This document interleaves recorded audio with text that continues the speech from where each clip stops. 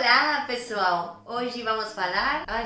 Olá, pessoal! Sejam bem-vindos à Casa de Eduardi. Correu.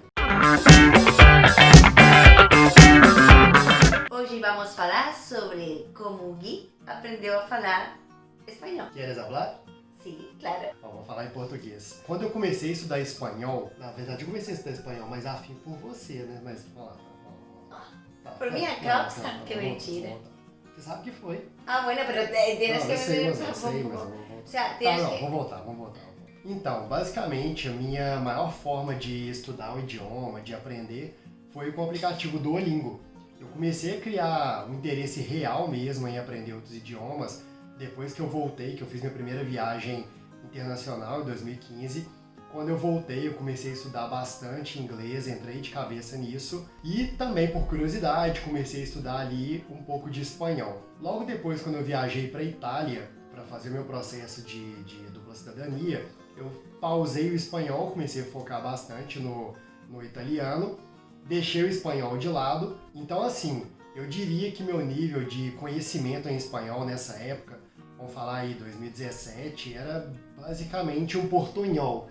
Né, aquele... Eu falo? Não, você fala muito melhor proporcionalmente do que eu falava espanhol nessa época. Mas esse espanhol que nós brasileiros nascemos com ele instalado no nosso sistema operacional. Ah, sim, não sabia, né? É o portunhol.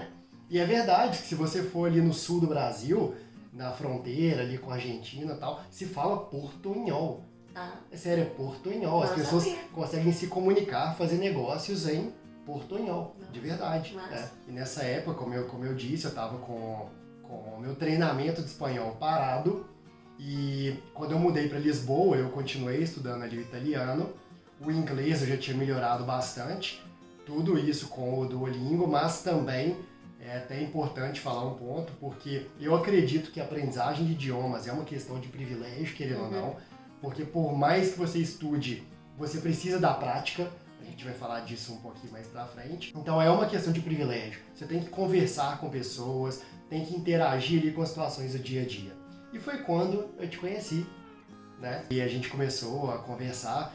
Você já falava um pouquinho de português, então a gente conseguia se entender, mas tinha muito caminho ali pra evoluir. Peluqueria? É um exemplo. Peluqueria, por exemplo, porque no português a gente fala cabeleireiro. Porque isso aqui é cabelo, isso é cabelo, e no espanhol é pelo, então é peluqueiro, não cabeleireiro.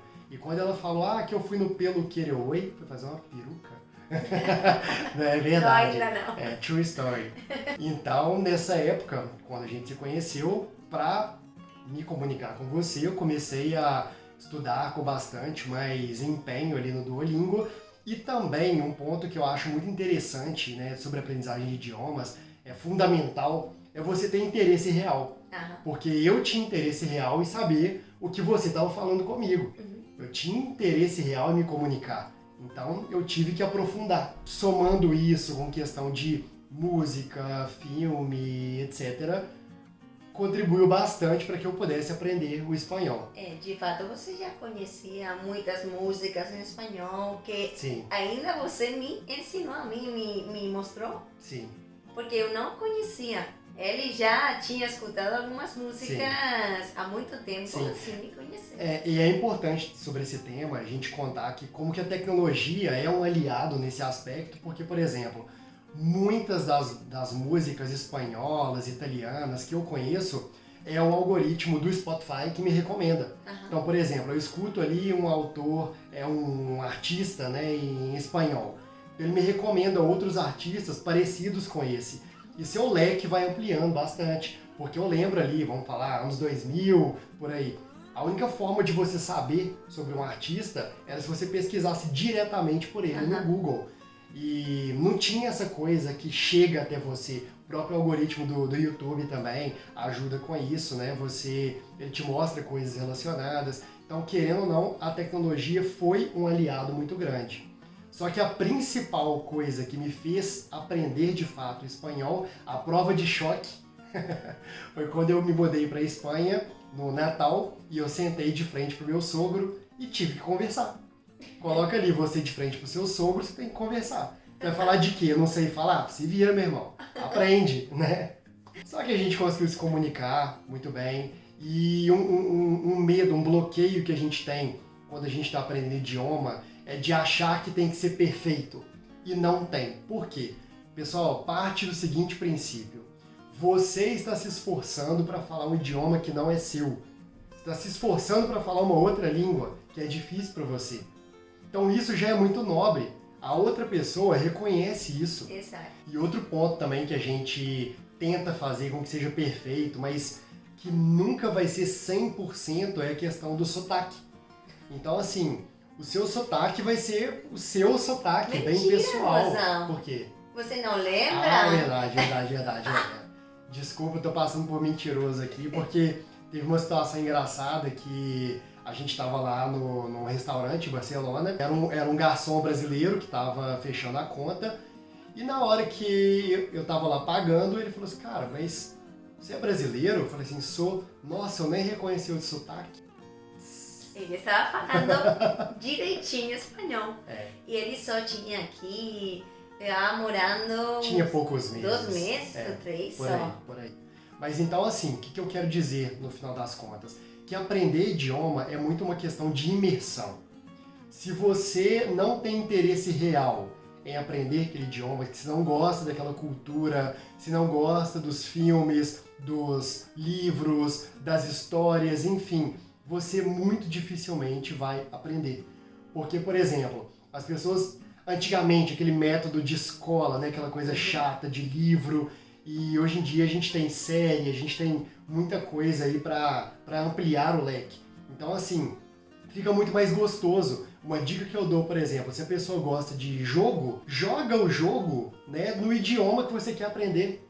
Ou então uma dica, uma tática que eu usei também foi mudar o idioma do meu celular. Eu coloquei meu celular durante muitos anos em espanhol, durante muitos anos foi em inglês, italiano também. Então, assim, uma tática é você mudar o idioma do seu computador, do seu celular e consumir coisas daquela cultura. Porque se você não gosta, muito dificilmente você vai aprender. E aprender um idioma é muito a questão de tentar falar também. Você pode não falar de forma perfeita, mas como eu disse, só de você se esforçar, de tentar falar o idioma da pessoa, isso tem muito valor. Então é tentar, sabe?